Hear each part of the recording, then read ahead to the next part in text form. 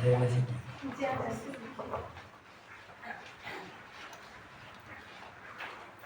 आप लोग सब ठीक है?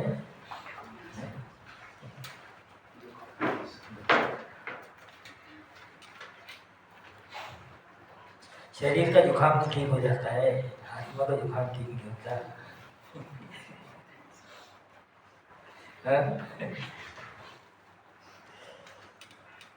है ना, शरीर में जो भी होता है वो डॉक्टर लोग ठीक कर देते हैं। आत्मा के लिए तो प्रभु के पास ही आना पड़ता है। प्रभु आपको सबको तंदुरुस्त रखे, है ना। ऐसा सब हमारा विचार है कि हम सब, है ना, तंदुरुस्त रहे, शारीरिक रूप में भी, आत्मिक रूप में भी और मानसिक रूप में भी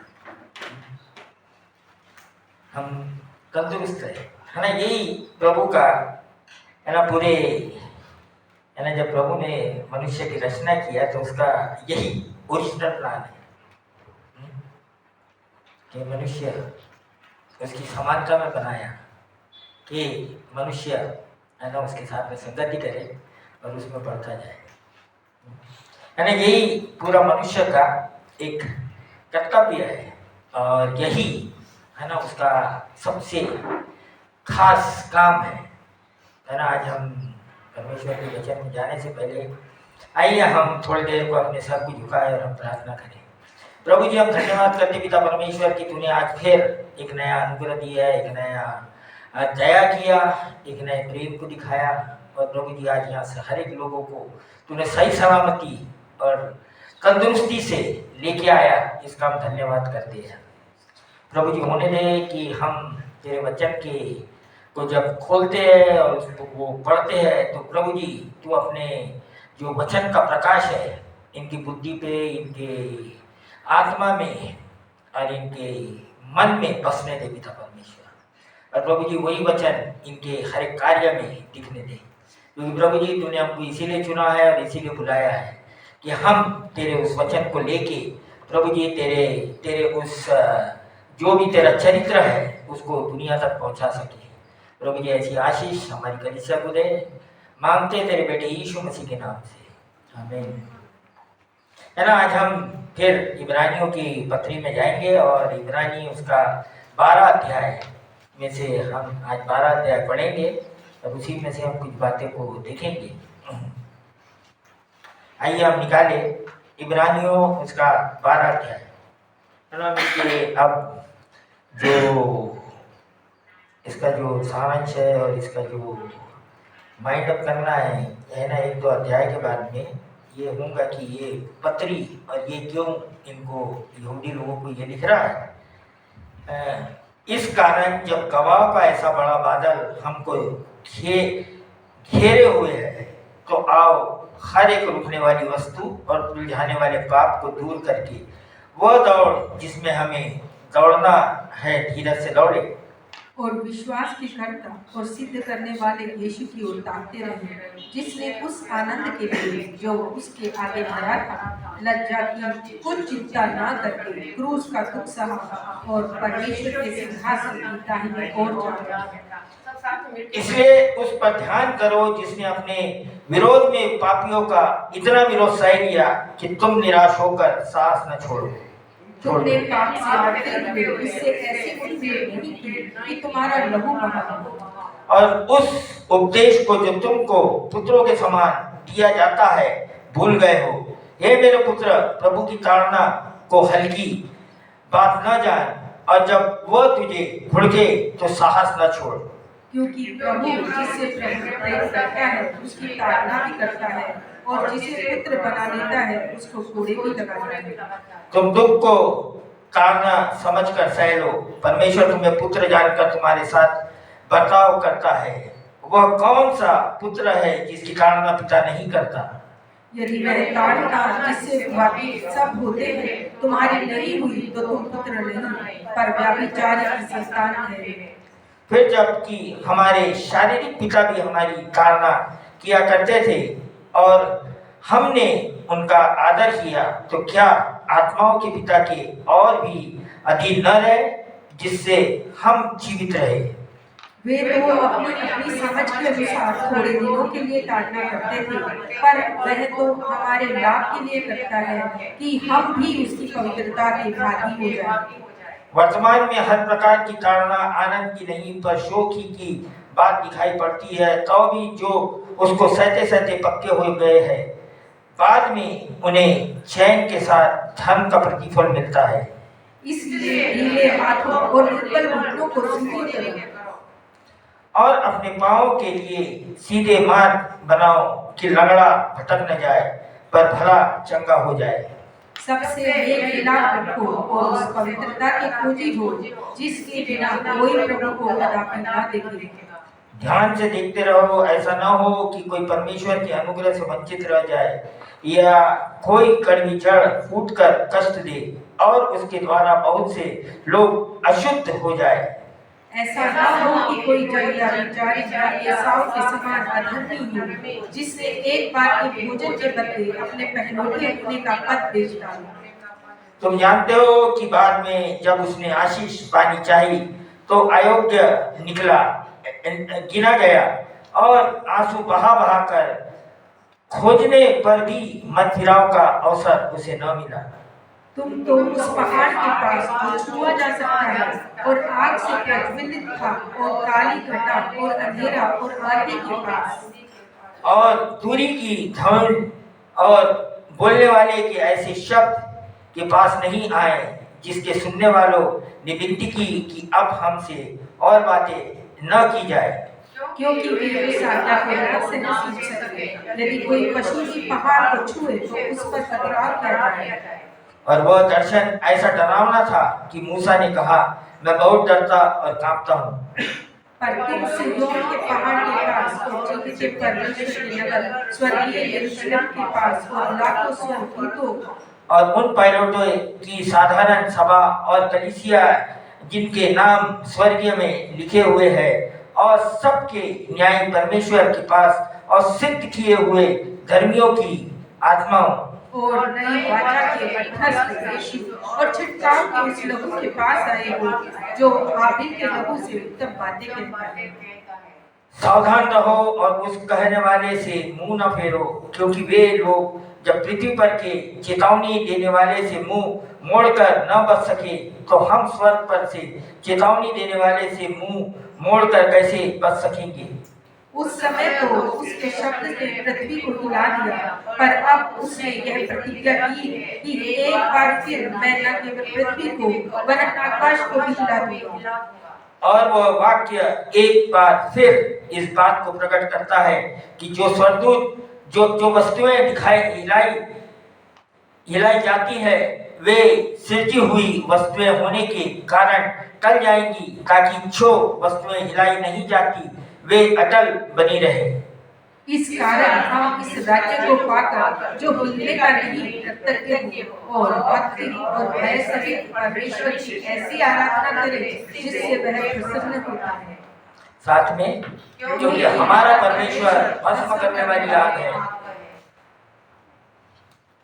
ना। परमेश्वर अपने वचन को आशीष दे, है ना। यहाँ ये अब जब लिखने वाला है ना, ये किसको लिख रहा है? जो लोग है ना परमेश्वर से दूर जाने वाले हैं। और क्यों दूर जाने का एक ही मतलब होता है ना आत्मिक में, है ना। परमेश्वर से दूर जाने का मतलब एक ही होता है, अविश्वास, है ना। आप चाहे कितना भी दिखाए आप कितने विश्वासी है, लेकिन अगर परमेश्वर से दूर भाग रहे तो अविश्वास का सबसे बड़ा चिन्ह है। इसीलिए ये जब लिखने वाला है ना यहाँ पर लिख रहा है ना, कि बोल रहा है, इस कारण जबकि गवाहों का ऐसा बड़ा बादल हमें घेरे हुए है तो आओ हर एक रुकने वाली वस्तु और उलझाने वाले पाप को दूर करके वह दौड़ दौड़े जिसमें दौड़ना है, धीरज से दौड़े, है ना। ये रोकने वाली वस्तु क्या है? मसीह लोगों के समझ में नहीं आता है रोकने वाली वस्तु। ये रोकने वाली वस्तु अब अविश्वास है, एक ही चीज है ना। मसीह को ग्रहण किए, लेकिन दूसरा, ग्रहण तो कर लिए लेकिन विश्वास में पक्के नहीं हो रहे। ये भी कई साल से मसीह होंगे। तो ये यहां पर है ना, ये जो अविश्वास है ये सबसे खतरनाक है ना, ये सबसे बड़ा पाप है। परमेश्वर के पास में आने से एक ही चीज रोकती है, उसका नाम है अविश्वास। हाँ? आप चाहे कुछ भी करते हो, लेकिन अगर परमेश्वर के पास में आने से या परमेश्वर के काम को या परमेश्वर की बातों को हल्का लेने लग गए, ये साइन है अविश्वास है। कभी कभी लोग अपने दिमाग से बहुत कुछ रीजन और रैशनलाइज करते हैं और बहुत कुछ तर्क वितर्क करके है ना अपने आप को साबित करने की कोशिश करते हैं कि वो बड़े अच्छे हैं या बड़े विश्वासी है, लेकिन उनके है ना हाव भाव से, उनके हर एक बात से, उनकी बातचीत से है ना पता चल जाता है कि वो परमेश्वर के पास ही नहीं हो, तो खाली है, कुछ नहीं है। यहाँ इसीलिए ये बोल रहा है ना, बड़ा बादल हमको घेरे हुए है ना। हमने इसके पहले देखा कि 11वां अध्याय में किसकी बात कर रहा है, जितने भी जो विश्वास के योद्धा हो गए, जिन्होंने विश्वास करके, ये एक भी अविश्वासी नहीं था, इन्होंने विश्वास करके है ना। तो ये बोलता कि ये बड़ा बादल मतलब गवाहों का क्या गवाह है, ये जो हमारे है ना सामने में जो गए लोग, जिन्होंने परमेश्वर के ऊपर विश्वास किया, यीशु मसीह के ऊपर विश्वास किया और बड़े बड़े काम किया और है ना संसार को और अपने आप को परमेश्वर तक पहुंचा दिया, है ना। ये आसानी से नहीं हो गया, ये विश्वास करने के कारण हुआ, है ना। अविश्वास मैंने बताया, अविश्वास क्या है? अविश्वास वो है जो परमेश्वर से भगाता है, परमेश्वर से दूर कराता है। और अविश्वास क्या कराता है? अविश्वास काउंटरफिट है, मालूम आपको? काउंटरफिट का मतलब मालूम ना?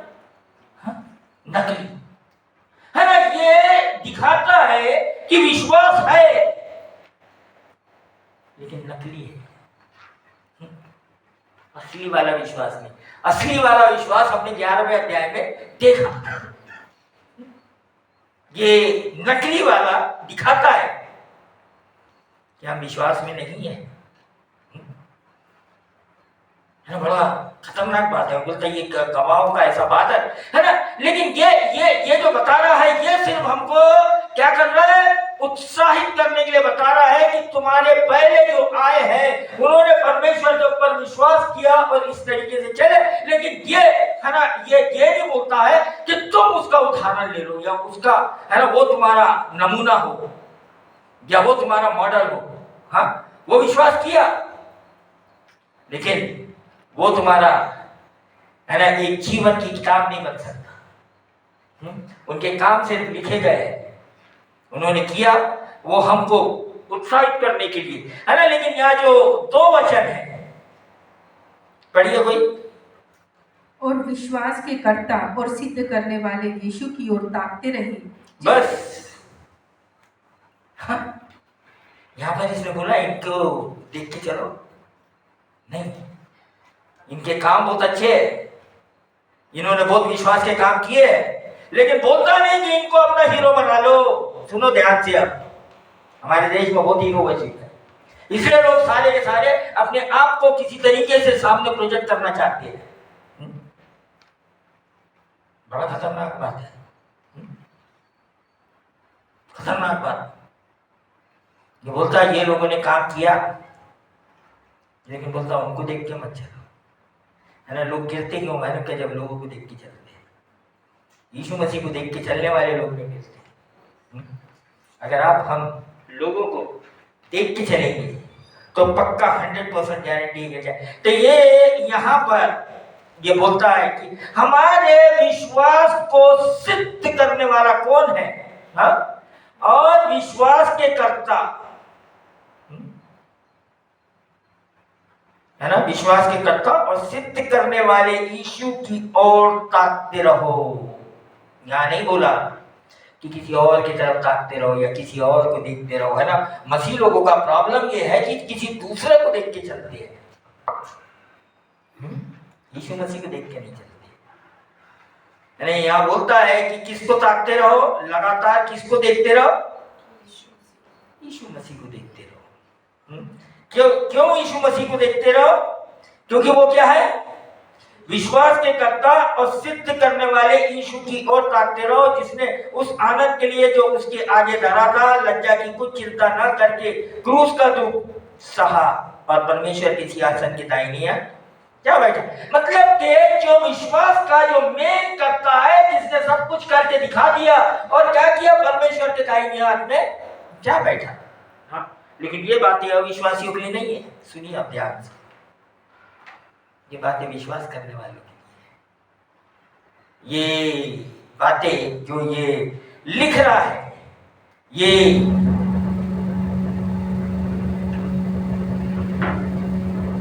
अविश्वास के लिए नहीं है।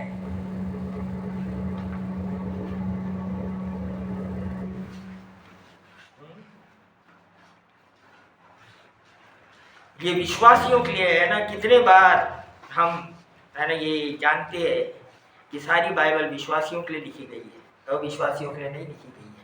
यह कहानी नहीं है, यह कथा नहीं है, ये हमारे लिए लिखी गई है ना। यहाँ पर क्या हो गया कि जैसे जैसे समय बीतते जा रहा है ना, कलीसिया के अंदर में और सब जगह में क्या हो रहा है कि बहुत सारी ऐसी जो काउंटरफिट बातें हैं वो आते चले जा रही है। मतलब नकली बातें है ना, परमेश्वर के बात को लेके नकली बातें कलीसिया में आते चले जा रही है। सावधान है ना। यहाँ तिमोथी को पौलुस लिखता है ना। यहाँ निकालिए पहला तिमोथी, उसका पहला अध्याय।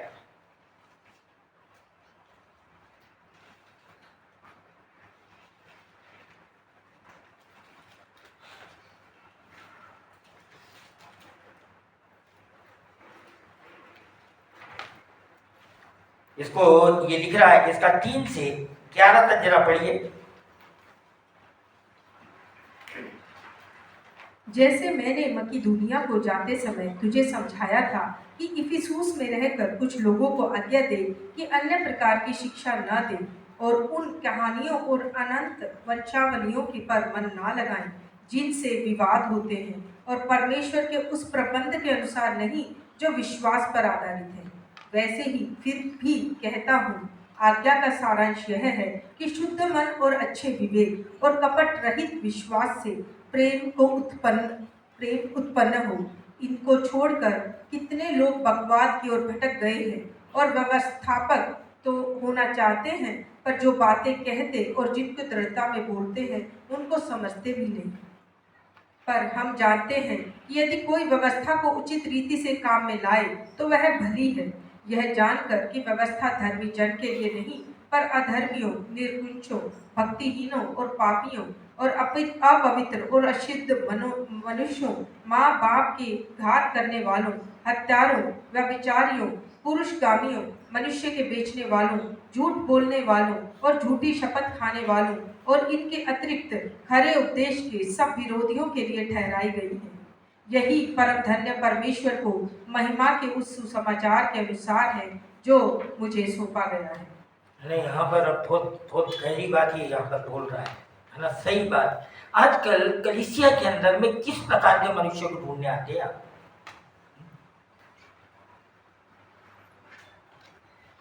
है ना। ये सबसे पहले बोलता है कि है ना, लोगों को आज्ञा दे कि अन्य प्रकार की शिक्षा न दे। कलीसिया के अंदर में अन्य प्रकार की शिक्षा कैसे चालू होती है?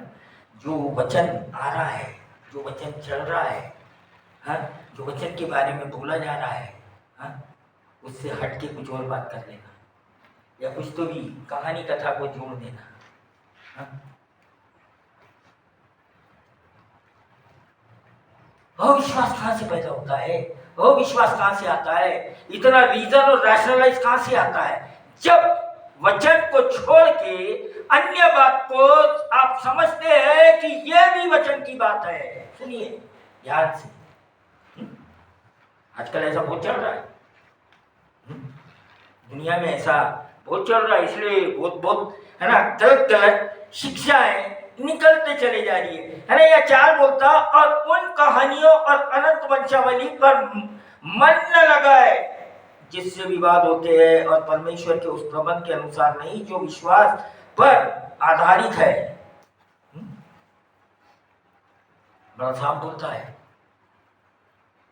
कि ये चाहे वह आपकी कितनी भी अच्छी बात हो, हमारी कितनी भी अच्छी बात हो, लेकिन अगर वो परमेश्वर के वचन के ऊपर आधारित नहीं है तो वो बकवास है। ध्यान में रखो चर्च वाले, कलीसिया वाले, क्योंकि कलीसिया एक ऐसी जगह है जहां पर परमेश्वर के वचन को लेके है ना, परमेश्वर के वचन को ग्रहण करके उसको दुनिया के ऊपर प्रभाव डालना है ना। ये नहीं है कि दुनिया के प्रभाव को या कलीसिया के अंदर में लेके आना। कलीसिया इसीलिए नहीं है कि दुनिया के प्रभाव को कलीसिया में लेके आना। हाँ, कलीसिया का मेन मकसद यह है कि कलीसिया का परमेश्वर का जो वचन है उसको दुनिया में पहुंचाना, उसका प्रभाव दुनिया पे डालना। हम कौन से रास्ते पे खड़े हैं? अगर हम ये बेसिक, ये फाउंडेशन अगर ये भूल जाते हैं और बाहर की चीजें अंदर लेके आते हैं है ना, तो हम क्या करते हैं, हम क्या बेबीलोन सिस्टम को है ना यरूशलेम के अंदर लेके आ रहे ताकि यरूशलेम को गंदा कर दे, मतलब परमेश्वर के घर को गंदा कर दे। आजकल ये दुनिया में बड़ा आसानी से चल रहा है और लोग यही कर रहे हैं और उसी को सोचते कि ये वचन है, उसको सोचते कि ये वचन है, ये परमेश्वर का काम है। हाँ, लेकिन यहाँ पर 5 वचन पढ़िए इसका। आज्ञा का सारांश यह है कि शुद्ध मन और अच्छे विवेक और कपट रहित विश्वास से प्रेम उत्पन्न हो। हाँ, आज्ञा का सारांश क्या है? शुद्ध मन, अच्छा विवेक और कपट रहित विश्वास से प्रेम उत्पन्न हो। कोई टेढ़ी मेढ़ी चाल नहीं, कोई भी इधर उधर की बात नहीं है ना। ये अविश्वास के चिन्ह है, ये मालूम आपको, ये सारी बातें जो है ना ये अविश्वास के चिन्ह है।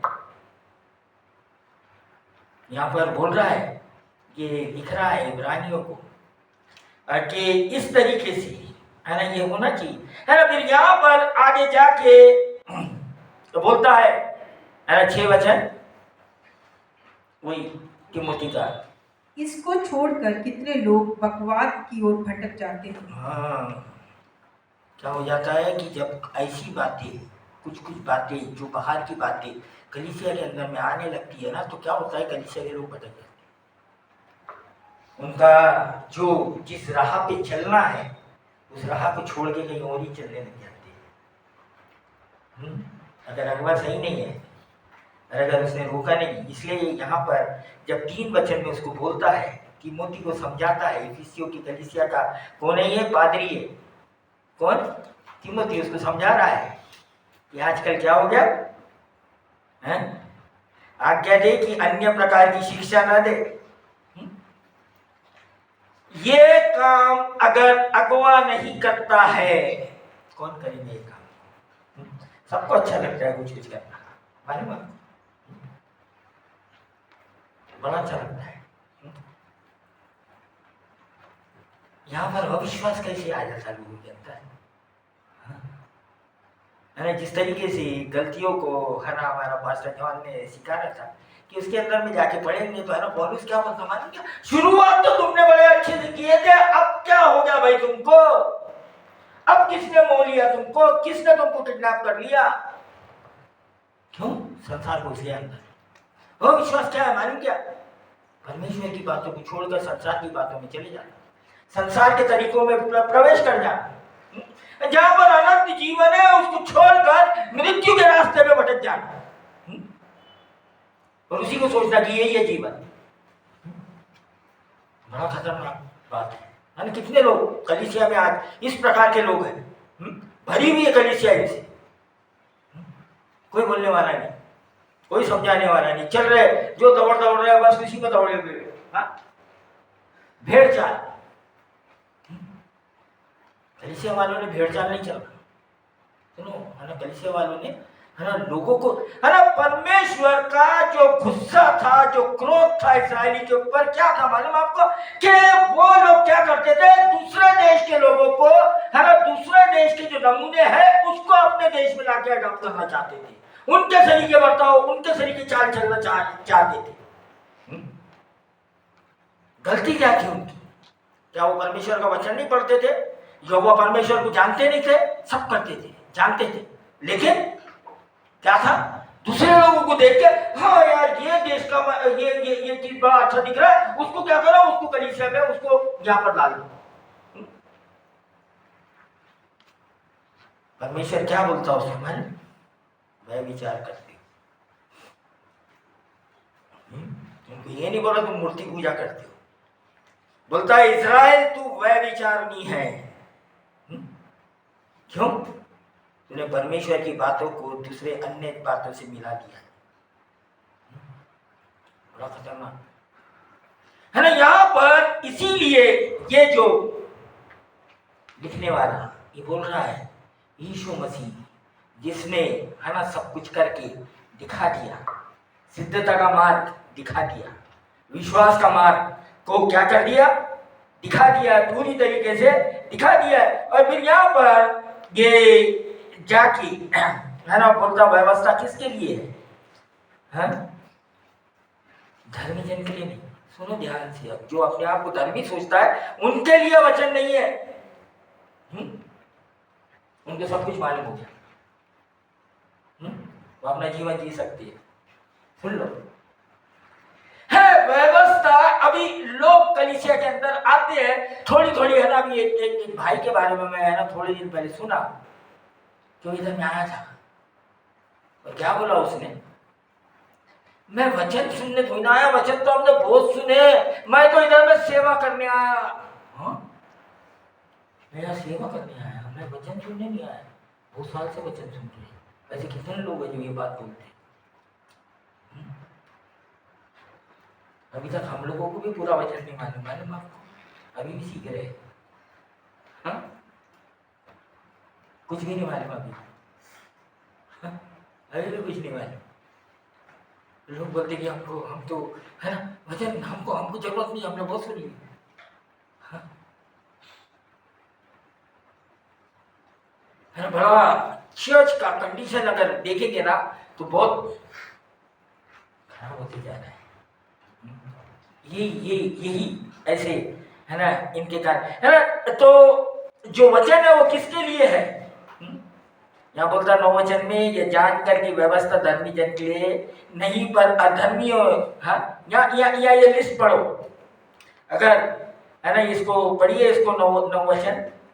यह जानकर की व्यवस्था धर्मी जन के लिए नहीं पर अधर्मियों, निर्कुंशों, भक्तिहीनों, पापियों, अपवित्र और अशुद्ध मनुष्यों, माँ बाप के घात करने वालों, हत्यारों, व्याभिचारियों, पुरुषगामियों, मनुष्य के बेचने वालों, झूठ बोलने वालों और झूठी शपथ खाने वालों और उनके अतिरिक्त खरे उपदेश के सब विरोधियों के लिए ठहराई गई है। हाँ, किसके लिए है ये?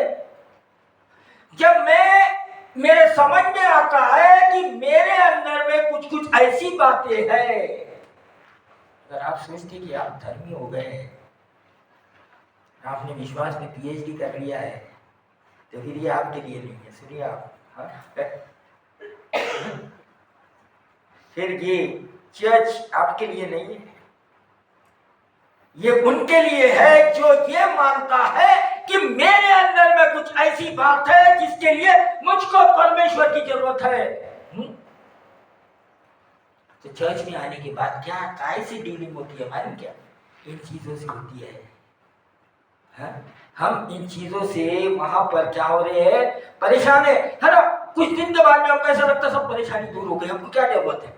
ठीक है, ट्राई करके देख लो, है ना। मैं अपने चर्च वालों को कभी कभी बोलता ट्राई करके देख लो, जाओ पूरी दुनिया का मजा ले लो, है ना। अभागे बन के मत जियो, ना तो दुनिया का मजा ले रहे हैं ना तो यहाँ का मजा ले रहे हैं, बीच में लटक गए। हाँ? खतरनाक बात, बड़ा खतरनाक बात। हाँ? तो ये यहाँ पर ये लिस्ट दे रहा है पूरा। इनके लिए सुसमाचार है ना, क्योंकि यहाँ पर अब जब आगे में जाके अगर हम देखते हैं 15 वचन, है ना, इसी का 1 का 15 पढ़िए। यह बात सच और हर प्रकार से मानने के योग्य है कि मसीह यीशु पापियों का उद्धार करने के लिए जगत में आया, जिनमें सबसे बड़ा मैं हूँ। हाँ, ये पौलुस सब लिख रहा है अपने पीक, है ना, मिनिस्ट्री के ऊपर। और जब ये पूरे, है ना, पूरी, है ना, बुढ़ापे में आ गया और इसके मिनिस्ट्री का अब अंत होने वाला है, उस समय में आके क्या बोलता है, ये क्या क्या बात कर रही है। बोलता मैं भी इनके अंदर में से एक हूं, है ना, इसलिए मैं आया में चीफ सिना। बोलता मैं बड़ा पापी, अपने सेवकाई के अंतिम में।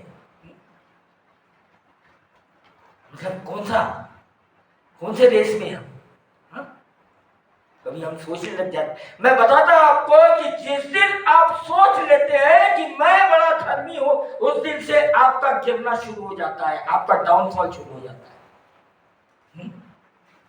आपका गिरना आरंभ हो जाता है और आपकी जो बीमारी है उसका बढ़ना शुरू हो जाता है। हाँ, और मिस्टर राइट बनने की कोशिश, मिसेस राइट बनने की कोशिश करते हो। हाँ, खतरनाक बात, कलीसिया में नहीं होना चाहिए ये बात। इसलिए मैं लोगों को बड़ा कभी कभी वार्निंग देता, आत्मिक काउंसलिंग के लिए, है ना, हर कोई नहीं कर सकता, है ना। यहाँ पर ये एक जो वचन यहाँ पर वो बोलता है ना, ये लोग अपने आप को सोचते हैं कि ये बड़े क्या हो गए, उसके अर्थ को भी नहीं जानते हैं। हाँ, आप देखते हैं कि लोगों को कुछ बोलना है इसलिए बोलते रहते हैं। हाँ? बड़ा ही ये यहाँ पर 4 वचन में लिखा है। और उन कहानियों और अनंत वंशावलियों पर मन ना लगाए जिनसे विवाद होते हैं और परमेश्वर के उस प्रबंध के अनुसार नहीं जो विश्वास पर आधारित है, वैसे ही फिर भी कहता हूँ। हाँ, वो उसके ऊपर आधारित नहीं है। हाँ, तो पहले हमको हमारे अंदर में जो झांक के रोज दिखना है ना, वो क्या दिखना है मालूम क्या, कि कोई ऐसी बात हमारे अंदर में अविश्वास वाली घुस तो नहीं गई। हाँ, जिसको लोग विश्वास पूछते हैं, एक्चुअली वो विश्वास नहीं है, वो धोखा है। हाँ, वहाँ एक बड़ा साइन बोर्ड लगा हुआ है, सावधान, धोखा होने वाला है। हाँ, अगर वो हम बोर्ड नहीं देखते हैं तो 440 के करंट को छू देते हैं, है ना। ये बीमारी आदम से यही आई बीमारी, मालूम आपको, अपने आप को ज्यादा इधर भी सोचना। हवा को जब शैतान आया क्या बोला उसको, तो भाई ये फल को खा लेते तो प्रभु के शरीर बन जाएंगे। हाँ, और उसने क्या किया, उसको खा लिया। और क्या हुआ उसके बाद में, उसको वो बन गई, वो कुछ और ही बन गई। हाँ, वो देखने लगी मैं तो नंगी हूँ। जब हम ऐसे करते हैं तो हमको अपना नंगापन दिखता है, मालूम आपको। जब हम परमेश्वर के वो जो है ना महिमा में, और वो जो परमेश्वर ने हमको दिया है, हम उसके बाहर निकलते हैं ना और कुछ करते हैं ना, तो फिर हमको अपना असली चीज दिखता है। ये पाप क्या दिखाता है। यहाँ तो ये है ना, ये लिखने वाला इसको जो इब्रानियों को ये बोल रहा है कि क्या करो, सिर्फ यीशु मसीह को देख के चलो। हाँ, क्यों ये ऐसा इतने उदाहरण दिया, लेकिन बोलता उनको देख के मत चलो, केवल यीशु मसीह को देख के चलो। अगर दूसरों को देखेंगे तो क्या हो जाएगा, हम गिरने लगेंगे। और हम विश्वास से, क्योंकि ये विश्वास के काम किए लोगों ने, लेकिन ये विश्वास के करता नहीं है। ये जो है, ये वो नहीं है।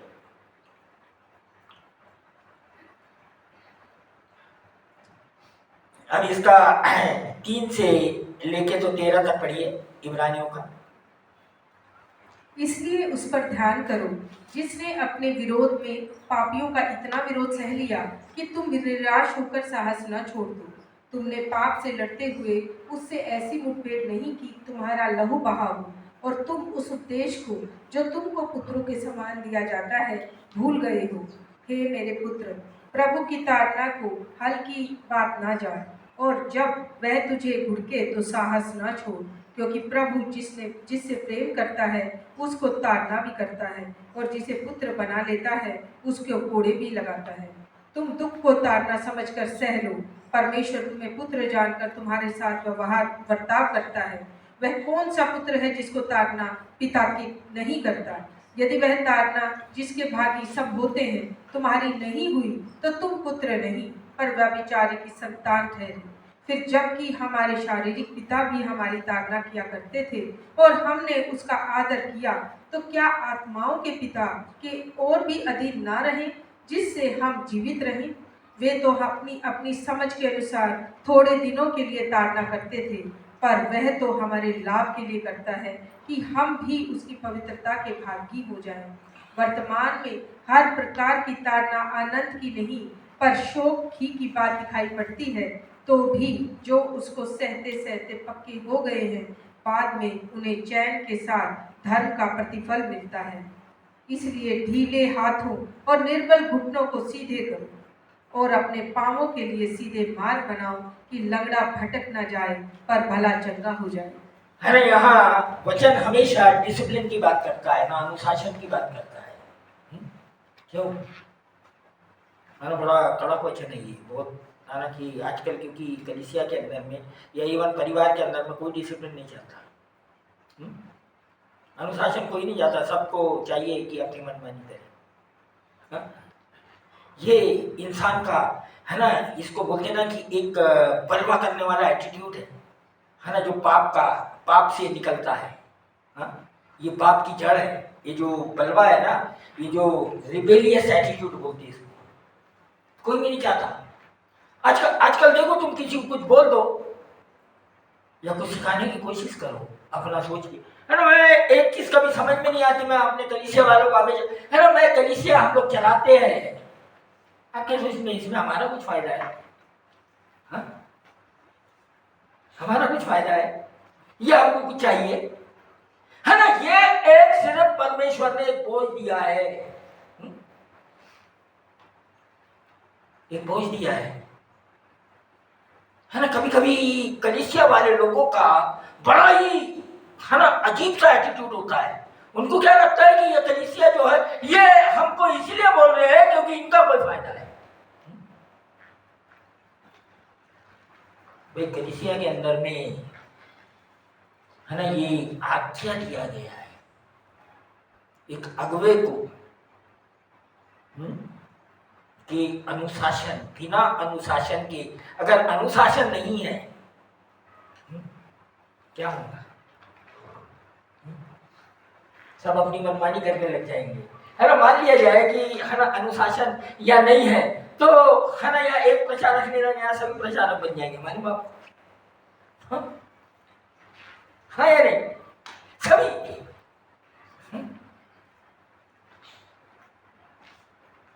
अनुशासन इसीलिए है ना, परमेश्वर क्यों अनुशासित करना चाहता है? क्यों? ये 5 वचन पढ़िए। और तुम उस उपदेश को जो तुमको पुत्रों के समान दिया जाता है भूल गए हो। हे मेरे पुत्र, प्रभु की ताड़ना को हल्की बात ना जान, और जब वह तुझे घुड़के तो साहस ना छोड़। हाँ, आजकल कलीसिया में ये बात हो गई मालूम आपको, ज्यादा कलीसियाओं में ये बात चल रही है।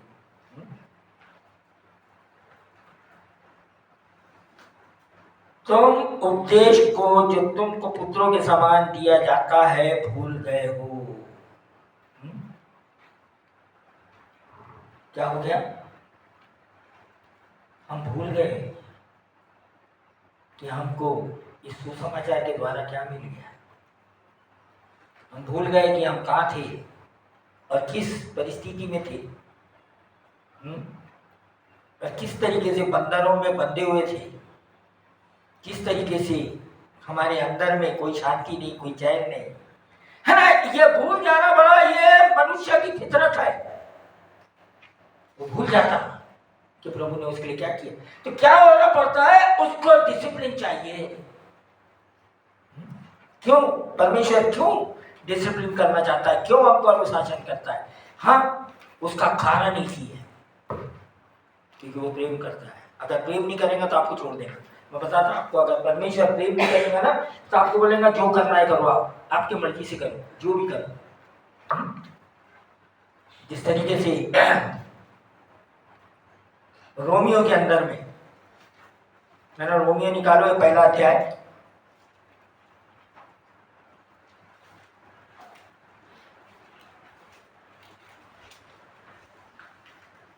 उसको 28 पढ़ो, मैं सारा नहीं पढ़ूंगा। जब उन्होंने परमेश्वर को पहचानना ना चाहा तो परमेश्वर ने भी उन्हें उनके निकम्मे मन पर छोड़ दिया कि वे अनुचित काम करें। हाँ, ये मत सोचो कि परमेश्वर, है ना, कई मसीह लोगों के ऐसे विचार है तो परमेश्वर नहीं छोड़ता। गलत शिक्षा। जब हम परमेश्वर के अनुसार, उस अनुशासन के अनुसार नहीं करते हैं,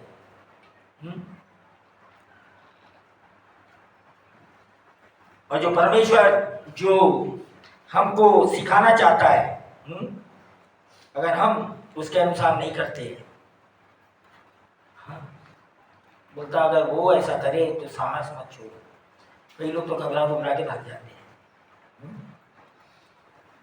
ऐसे होता है, यहाँ साफ बोलता है जब वो तुझे गुड़के तो साहस न छोड़ो।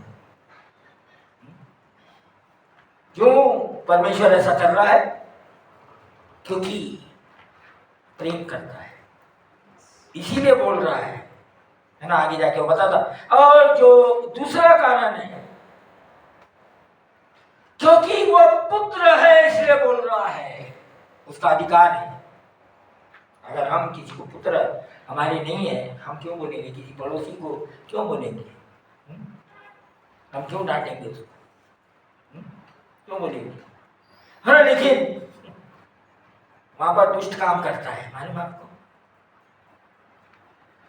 गलत मैसेज दे देता है। ऐसे नहीं है, ऐसे है।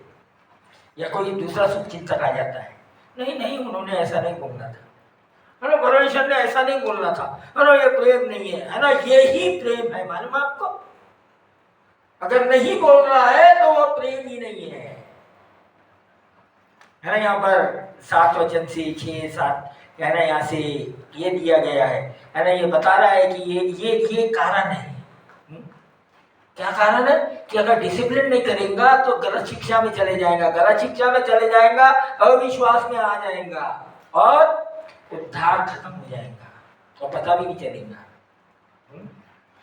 बहुत से बार कभी एग्जाम्पल के लिए, है ना, ये जो गलत शिक्षा है ना, ये एकदम से घुस नहीं जाती, बड़ी धीरे धीरे आती है, आराम से आती है, मिलावट होना शुरू हो जाती है ना। एक उदाहरण के लिए, कभी, है ना, एक जो मेंढक होता है ना, उसको लो और बहुत गर्म पानी में, उबलते पानी में या गर्म पानी में उसको डालो, वो क्या करेगा?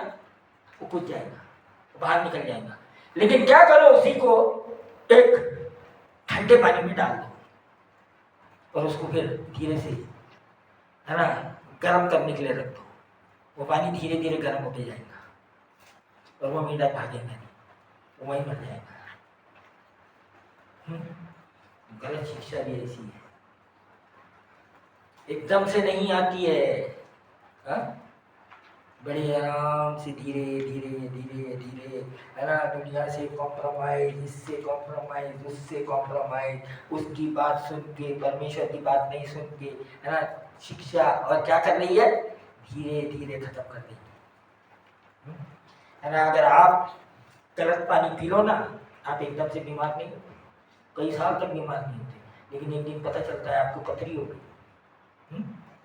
आपकी किडनी में पथरी हो गई, आपके गॉल ब्लैडर में पथरी हो गई, आपको कोई बड़ी बीमारी, उसके बैक्टीरिया से आपको कोई बड़ी बीमारी हो गई जो सुधर नहीं सकती, हाँ? जो सुधर ही नहीं सकती, है ना। तो ये जो बातें हैं, जो हम जिसको गलत नहीं सोचते या जिसको, वो क्या करती है, धीरे धीरे धीरे धीरे हमको खत्म करते रहती है हमारे, है ना। जैसे ये है ना, जिसको है ना ये क्या बोलते, शुगर हो जाता है, एकदम से कुछ होता है पता चलता है नहीं, लेकिन क्या करते रहती है वो शुगर की बीमारी, क्या करती है, उसके एक एक ऑर्गन के ऊपर आक्रमण करते रहती है और एक एक चीज को खत्म करती रहती है। उसी तरीके से जब एक गलत धारणा या एक गलत किस्म का कोई बात को लेके हम उसको अपने अंदर में डाल दिए और वो बढ़ने लग गई, पता नहीं चलता है क्या हो रहा है। तो परमेश्वर क्यों अनुशासन करना चाहता है, क्यों अनुशासित करना चाहता है, क्योंकि हमसे प्रेम करता है ना, और हमको अपना पुत्र साबित करने की कोशिश करता है। अगर पुत्र है तो क्या करेगा, मैं प्रूफ दो कि ये तेरा पुत्र है। पड़ोसी को हम कुछ नहीं बोलेंगे, परमेश्वर भी जो उसके नहीं है उसको कुछ नहीं बोलता, मालूम आपको। इसलिए लोग बोलते हैं हमको तो कुछ नहीं होता, बहुत अच्छी बात है, कुछ नहीं, क्यों नहीं हो रहा वो नहीं समझ में आ रहा, इसलिए नहीं हो रहा क्योंकि तुम उसके कोई नहीं, तुम्हारा उससे कोई रिश्ता ही नहीं है, क्यों बोलेगा, हाँ? रिश्ता है तो बोलेगा ना, रिश्ता ही नहीं है क्यों बोलेगा, क्या पड़ी है किसी को पड़ोसी वाले को जाके बोलने की, हाँ? तो यहाँ पर ये बोल रहा है कि है ना, उसका कारण है कि है ना, जो माता पिता होते हैं वो अपने बच्चों को क्या करते हैं, अनुशासित करते हैं। अगर वो पड़ोस का बच्चा है तो उसको अनुशासन नहीं करेंगे, कुछ नहीं बोलेंगे उसको, जा तेरे को जो करना है तू कर ले, है ना, वो प्रेम नहीं है। इसीलिए यहाँ पर जब ये जो है ना तिमोथी को जब ये लिख रहा है, ये बोलता है ऐसी शिक्षा से लोगों को रोक के रख, ऐसी ऐसी शिक्षा कलीसिया के अंदर में आ रही है, तेरा काम है क्या करना, उनको रोक लेगा, हाँ? क्योंकि ये शिक्षा क्या करती है, जब अंदर आती है तो ये क्या सिखाती है, मान के ये प्रेम करना नहीं सिखाती है, ये क्या करती है ना, तुमको क्रोध करना सिखाती है, तुमको एक दूसरे से घृणा करना सिखाती है। क्या करना सिखाती, घृणा करना सिखाती है। और क्या होता है, वहां से प्रेम है ना खत्म होना शुरू हो जाता है, उधर से प्रेम क्या होता है, खत्म होना शुरू, क्योंकि क्या जड़ क्या है, गलत शिक्षा आ गई, हाँ, अविश्वास आया, जब अविश्वास आया गलत बातें अच्छी लगने लग गई, जो सच्ची बातें है वो पचना मुश्किल हो गया, हाँ, ये साइन है, ये सारे चिन्ह है, क्या होता है लोगों को, कैसे वो अच्छे रहते रहते खराब हो जाते हैं, ये कारण होते हैं कि वो क्या हो रहा है ना। यहाँ पर तिमोथी को 1:3 में बोलता है इफिसियों की कलीसिया को मत छोड़, है ना। यहाँ पर क्या हो गया फिर, जब फिर है ना ये प्रकाशित वाक्य के अंदर में आ जाओ, है ना, उसका पहला अध्याय निकालो,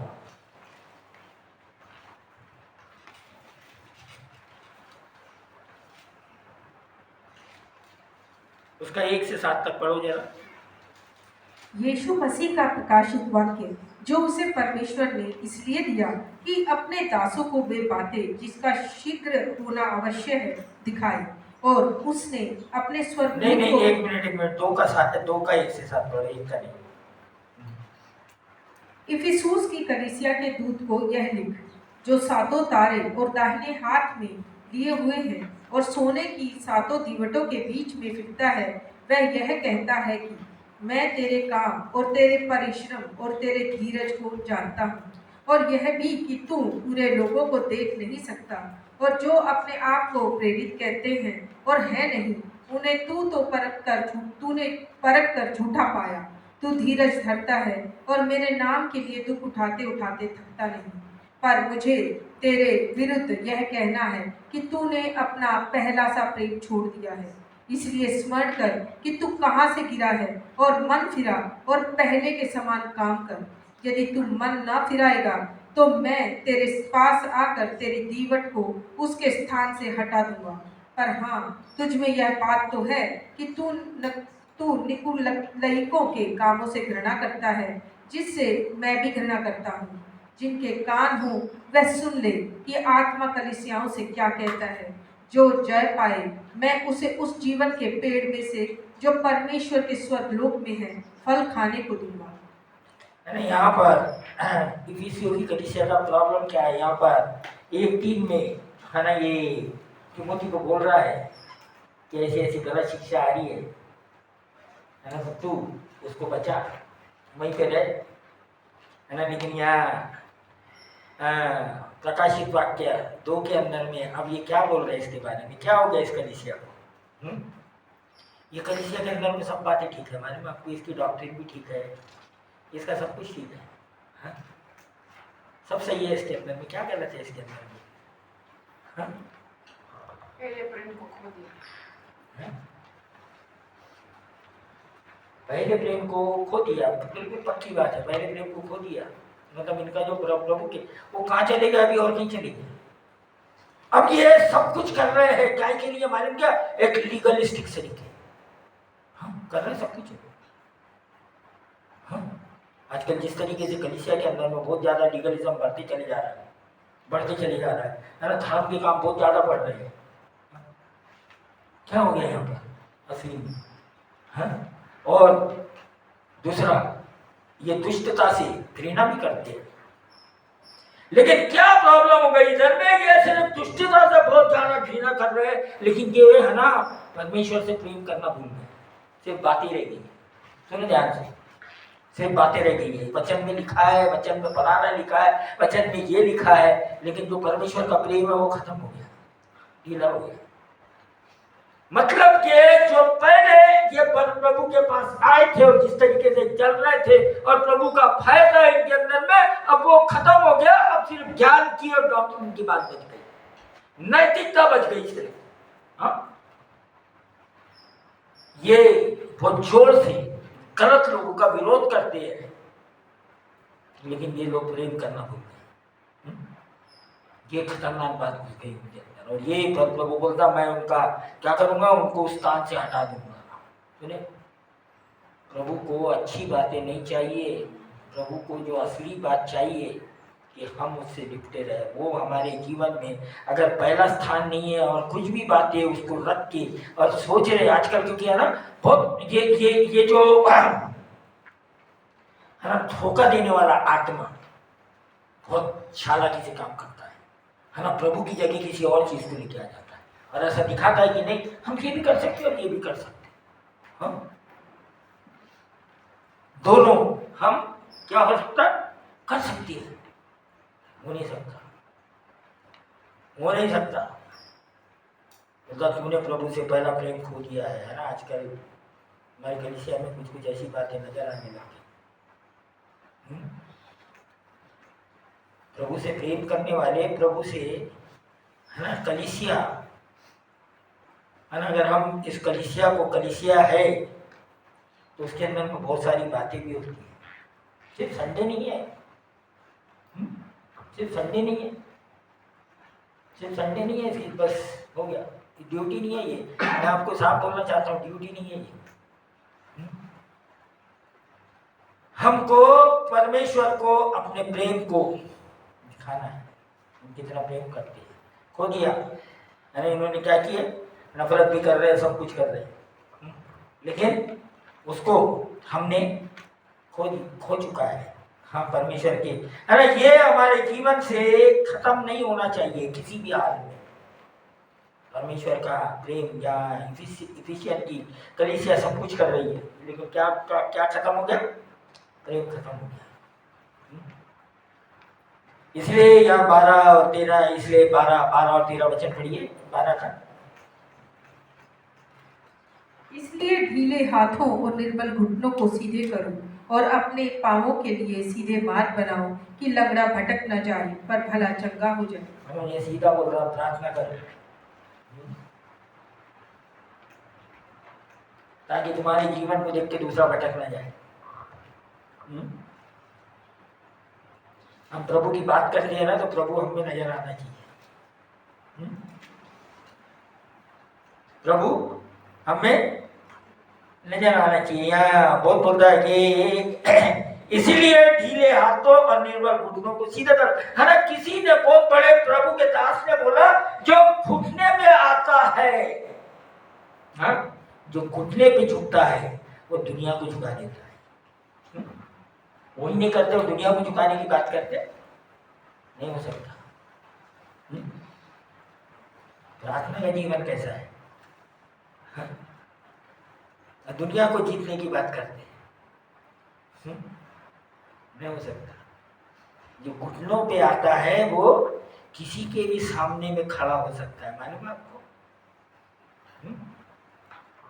मतलब कि जो प्रार्थना करने वाला है वो किसी के भी सामने खड़ा हो सकता है, जो प्रार्थना करने वाला नहीं है। मतलब बोलता कहीं ऐसा ना हो कि कोई लंगड़ा भटक न जाए पर भला चंगा हो जाए। हाँ, ये सारा प्रार्थना से होता है ना। इसके लिए हमको क्या करना पड़ता है? अपने आप को अनुशासन करना पड़ता है, अनुशासित करना पड़ता है। ऐसे नहीं हो जाता।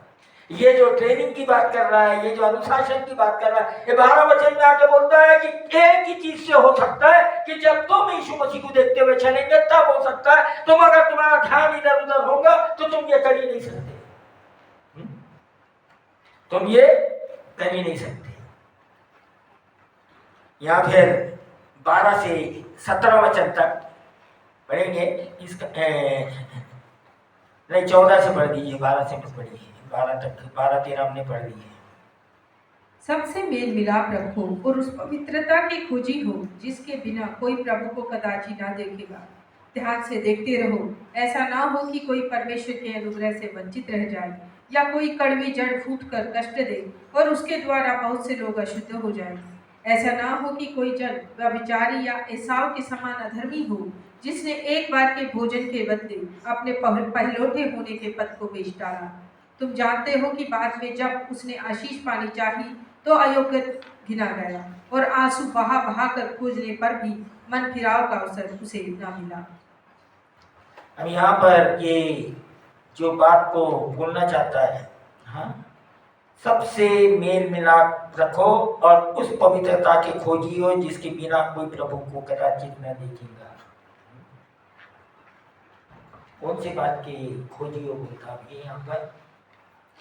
पवित्रता के खोजी हो, है ना। आजकल कितने लोग हैं जो भक्ति का, पवित्रता का क्या पीछा कर रहे हैं या किसी दुनियादारी का पीछा कर रहे हैं।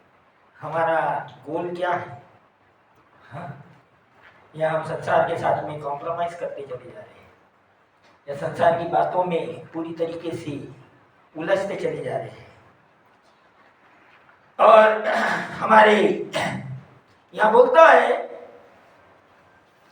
क्या कर, ये करने के लिए क्या करना बोलता है? खोजी हो जाओ, है ना। इंग्लिश के अंदर में बोलता है एफर्ट,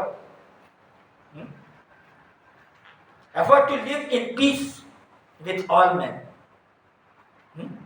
एफर्ट, है ना। पवित्रता में मिलाप करने के लिए बहुत सारा संघर्ष करना पड़ता है, ऐसे नहीं हो जाता, है ना। क्योंकि आजकल लोग मुंह मोड़ते हैं अपने यहाँ, हाँ, कलीसियाओं के अंदर भी, हाँ।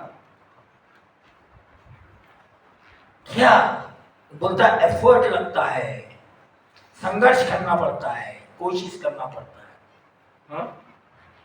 ताकि हम एक दूसरे के साथ में शांति में रहे, है ना। क्योंकि ये जो बात है ये एक की तरफ से नहीं होती है, ये दोनों की तरफ से आना चाहिए, मालूम आपको? हाँ, ये मन में नहीं है, एक तरफा नहीं है, ये दोनों तरफा होना चाहिए। हाँ? अगर हम क्षमा ही नहीं मांगते हैं, सॉरी नहीं बोलते, हमारे कलीसिया में बड़ा प्रॉब्लम है। सॉरी बोलना आता ही नहीं, माफ कर दो बोलना आता ही नहीं, बहुत बहुत खतरनाक प्रॉब्लम है। सिखाया नहीं गया, ऐसा तो है ही नहीं। शुरू से ही पश्चाताप का वचन सिखाया जा रहा है, शुरू से ही एक दूसरे को क्षमा करो का वचन सिखाया जा रहा है, है? और मेल मिलाप रखने से क्या होता है? पवित्रता के खोजी हो। पवित्रता ऐसे नहीं आती है, नहीं आप, है ना, आप आइसोलेट होके पवित्रता को नहीं, है ना। ये हिंदुइज्म है, तो अकेले में जाके जंगल में बैठ जाओ, नहीं, हमको लोगों के बीच में रह के करना है, लोगों के साथ में करना है, जंगल में बैठने से नहीं होना है। मसीहत क्यों सारे लोगों से भिन्न हो जाती है? यही कारण है। तो बोलते हमको अकेले कर दो, हमको अकेले अच्छा नहीं लगता है। यानी एक बार मैं जब सबसे पहली बार पंजाब में हम चले गए रहने के लिए मोहाली के अंदर में, तो हमने एक शताब्दी का घर किराए से ले लिया। तो क्या है ना, हम सेवकाई करने वाले हैं, हमारे घर पे है ना हमेशा लोग आते हैं, है ना, कोई हिमाचल से आ रहा, कोई कहीं से आ रहा, रात में आ रहे, दिन में आ रहे, कोई ये नहीं है। तो वो मेरे को बोलता है ना, आपके घर में बहुत लोग आते हैं। मैंने क्यों आते हैं इतने लोग? मैंने बोला मैं जंगल में ढूंढता रहता कि मेरे पास कोई लोग ही नहीं है, मैं जानवर, मैं इंसान हूँ ना, हाँ? और मेरा काम ऐसा है, मेरे पास लोग मेरे पास नहीं आएंगे, किसके पास आएंगे? लोग लोगों के पास जाते हैं ना। अगर हम कमरा बंद करके जीते हैं तो लोग कहाँ जाएंगे? सुना होगे, हाँ? सोचो आप, है ना, अगर सोशल लाइफ नहीं है, हाँ? हम जंगल में नहीं रहते, हम क्या रहते हैं? हम लोगों के बीच में रहते हैं। लोग नहीं आएंगे तो क्या आएंगे? यहाँ तक कि परमेश्वर बोलता है मैं अपने लोगों के बीच में डेरा डाल के रहने मांगता हूं, हाँ? परमेश्वर खुद अपने लोगों के बीच में रहने मांगता है। आजकल क्योंकि ऐसा ये चला हुआ है ना, ये कोई वेस्टर्न दिमाग है ना, अपने अपने कमरे, अपने अपने जगह, अपने अपने, हाँ? ये सिस्टम तो आज भी मेरे को अच्छा नहीं लगता सही में, है ना। जब लोग लोगों के साथ रहते हैं ना, तो जब उसको बोलते हैं माँ जीवन है करके, हमने अपने कमरे में बैठे हैं, क्या कर रहे क्या नहीं मालूम नहीं, कोई मुझे दुनिया में कोई भी कुछ पता ही नहीं, किसी से कोई लेन देन ही नहीं, है या क्यों ये बोल रहा है सबसे मेल मिलाप रखो, और उस हम एक अकेले आइसोलेट करके बैठे नहीं, कहां से मेल मिलाप रखी? बताइए मेरे को, है कोई ऐसा कोई कोई कोई कुछ तो भी फार्मूला है? अकेले रहो लेकिन सबसे मेल मिलाप रखो, सबसे प्रेम करो, ऐसा कोई फार्मूला है तो मेरे को बताओ, मेरे को नहीं मालूम, या वचन में नहीं लिखा है ऐसा कहीं पे,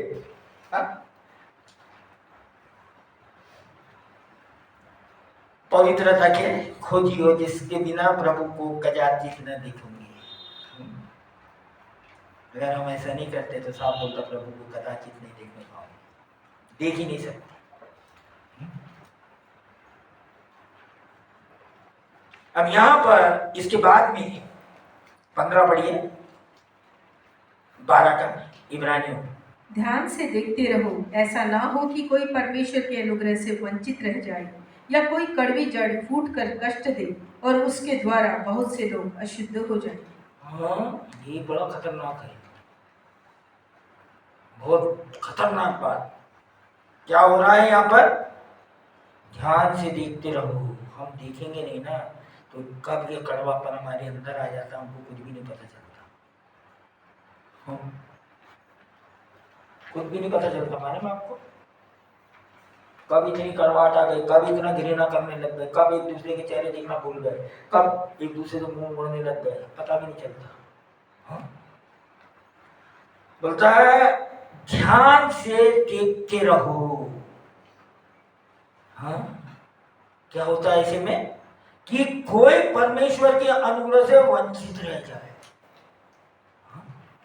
सब धर्म के काम कर रहे हैं लेकिन परमेश्वर का अनुग्रह ही नहीं है, इसीलिए कठोर हो गए, मालूम आपको, इसीलिए कड़वी जड़ फूट गई अंदर और मेल मिलाप से रहना बंद कर दिए, हाँ? फूट कर कष्ट दे, उनके द्वारा बहुत से लोग अशुद्ध हो जाओ। ये सिर्फ अपने आप को अशुद्ध नहीं करते, सुनो ध्यान से, ये क्या करते हैं ना, ये सबको विरोध में कर देते हैं, ये सबको क्या करते हैं, है ना, ऐसा ऐसा बहुत से बार होता है कलीसियाओं के अंदर में, है ना। शैतान का ये सबसे बड़ा हथियार है कलीसियाओं को खत्म कर देने का,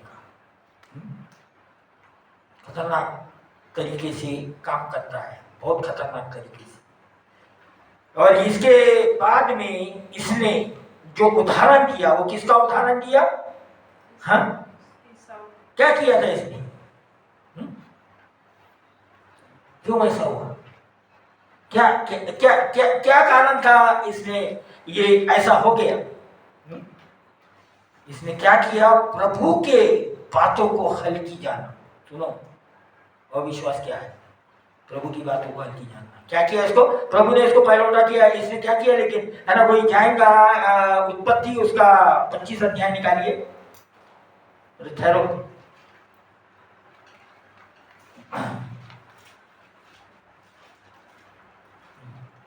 25 अध्याय, इसका 29 से 34 तक पढ़ दीजिए।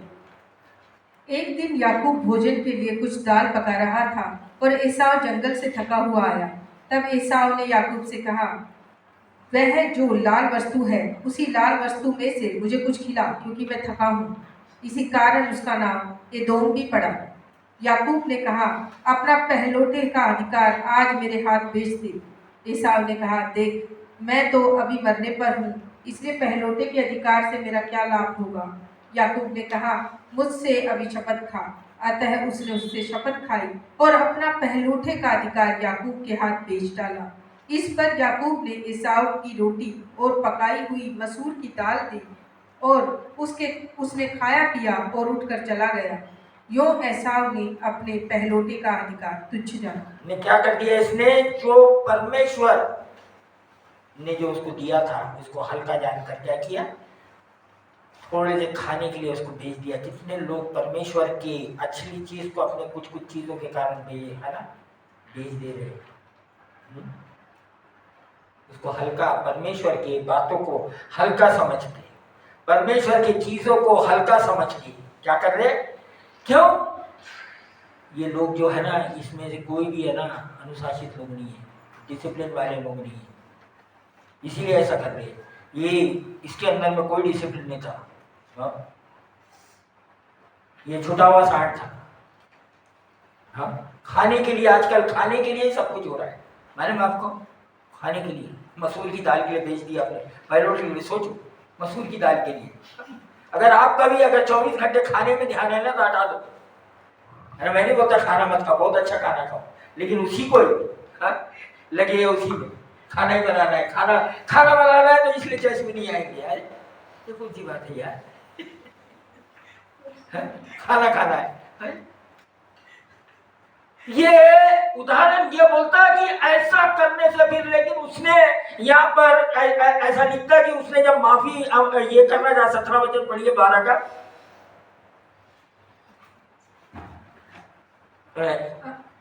हाँ। तुम जानते हो कि बाद में जब उसने आशीष पानी चाही तो अयोग्य गिना गया और आंसू बहा बहा कर खोजने पर भी मन फिराव का अवसर उसे ऐसा ना हो कि ना बाद में कुछ करने के बाद भी कुछ ना हो। क्या हो गया, इसके अंदर में कोई अनुशासन नहीं था। हाँ? कि जिसके अंदर में कोई अनुशासन नहीं, उसका कोई डेवलपमेंट नहीं, वो वैसे के जंगली रहते। मालूम है आपको? हाँ? उनको ना बड़ों की इज्जत, ना छोटों की इज्जत, ना क्या है ना क्या, कुछ नहीं होता उनको। हाँ? ना वो की इज्जत। हाँ? बड़ा खतरनाक बात। हाँ? आशीष खोने के कारण अविश्वास है। हर चीज का जड़ जो है वो अविश्वास है। है ना? इसके लिए हमको चाहिए क्या, मालूम क्या, डिसिप्लिनरी एक्शन चाहिए, अनुशासन वाला कार्य चाहिए। है ना? जाके है ना 2 तिमोथी 4:10 पढ़िए और फिर पहला यूहन्ना 2:15 से 17 तक, है ना, उसके अंदर में संसार और संसार की बातों की बात करता है ना। ये तिमोथी 2 तिमोथी 4:10 के अंदर में पढ़ो जल्दी से, इसके साथ खत्म करेंगे अब।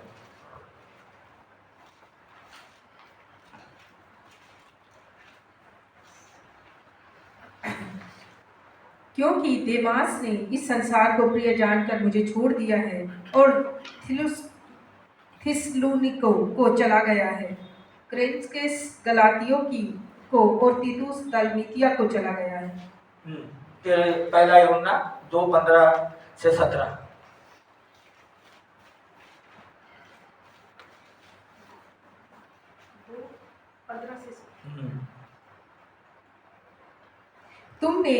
तुम न तो संसार से और न संसार में की वस्तुओं से प्रेम रखो। यदि कोई संसार से प्रेम रखता है तो उसमें पिता का प्रेम नहीं है, क्योंकि जो कुछ संसार में है, अर्थात शरीर की अभिलाषा और आंखों की अभिलाषा और जीविका का घमंड, वह पिता की ओर से नहीं परंतु संसार ही की ओर से है। संसार और उसकी अभिलाषाएं दोनों मिटते जाते हैं, पर जो परमेश्वर की इच्छा पर चलता है वह सर्वदा बना रहेगा। है ना। यहाँ पर वह पहला क्या है, दूसरा तिमोथी 4:10 में बोलता कि फलाना फलाना फलाना फलाना छोड़ के चले गया, हाँ, क्योंकि संसार से प्रेम हो गया। है ना। आप देखेंगे कि लोगों का छोड़ने का सिर्फ एक ही ये होता है कारण, उनको संसार से ज्यादा प्रेम हो गया, या संसार की चीजों से ज्यादा प्रेम हो गया, या संसार के कामों से ज्यादा प्रेम हो गया, इसलिए छोड़ देते हैं। है ना। मैं ये नहीं बोलता संसार में काम करना गलत है करके, संसार में काम करना बिल्कुल जरूरी है, लेकिन तुम परमेश्वर के काम को छोड़ के, है ना, वो संसार के काम में भिड़ गए। यहाँ साहब बोल रहा है इसे छोड़ दिया, है ना। इनको देखेंगे एक टाइम में बड़े अच्छे से पौलुस के साथ में सेवकाई कर रहे थे, लेकिन इनको क्या किया, संसार का मुंह माया का जाल इनके ऊपर आ गया, हाँ, और ये वहां लग गए। इसलिए पहला यूहन्ना बोलता ना संसार न संसार की वस्तुएं। तो ये हमको इस बारे में क्या करना है, डिसिप्लिन करना है ना। इसका 18 से लेके आखिर तक हम अगले हफ्ते में देखेंगे कि ये यहाँ पर जो बात कर रहा है, ये पुराने नियम की बात कर रहा, फिर से जाके ना, कि क्या हुआ था पुराने नियम के अंदर में, क्यों लोग, है ना, परमेश्वर के वचन को नहीं सुन रहे थे, क्यों विश्वास नहीं कर रहे थे, हाँ। तो यहाँ पर हम अगले हफ्ते में इसको देखेंगे। आइए आगे के समय में आप लोगों के हाथ में देता हूँ, और हमारा में या प्रार्थना में जो भी हो जाएंगे।